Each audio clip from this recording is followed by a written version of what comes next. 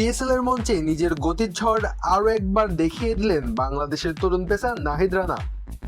ফাইনালের মতো বড় ম্যাচেও তিনি ছিলেন দুর্দান্ত। বল হাতে মাত্র 22 রান খরচায় তুলে নিয়েছেন দুটি গুরুত্বপূর্ণ উইকেট।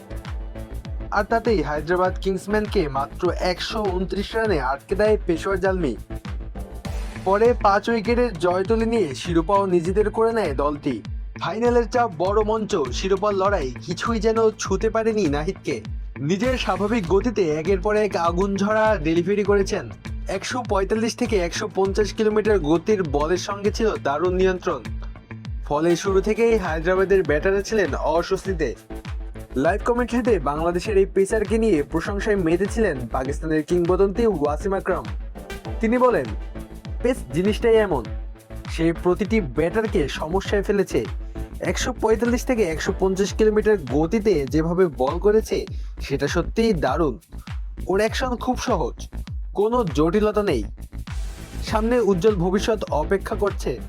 শুধু ওয়াসিমই নন, ইনিংস বিরতিতে নাহিদকে নিয়ে প্রশংসা করেছেন আরেক পাকিস্তানি তারকা শোয়েব মালিকও। তার চোখে নাহিদ একজন স্পেশাল বোলার।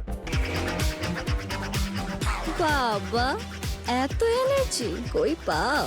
এই পাওয়ার চুমুকে অ্যাকশন।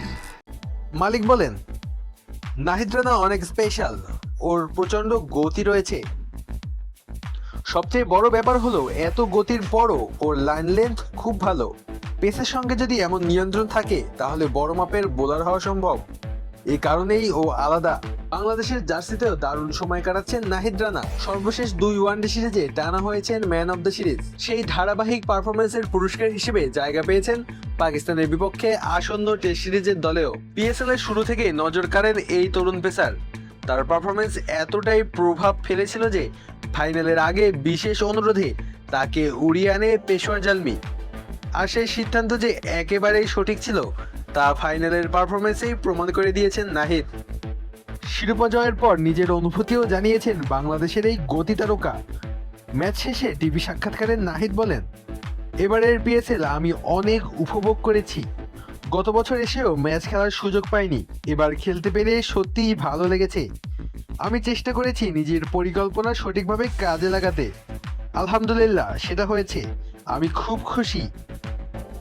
ফাইনালে দুর্দান্ত বোলিংয়ের স্বীকৃতি হিসেবে super power of the match পুরস্কারও জিতেছেন নাহিদ রানা। সঙ্গে পেয়েছেন 9 লাখ পাকিস্তানি রুপি পুরস্কার। বাংলাদেশ ক্রিকেটে নতুন গতির প্রতীক হয়ে উঠেছেন নাহিদ রানা।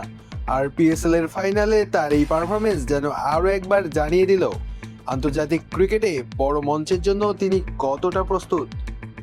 আলু আছি তালুকদার, অন ফিল্ড।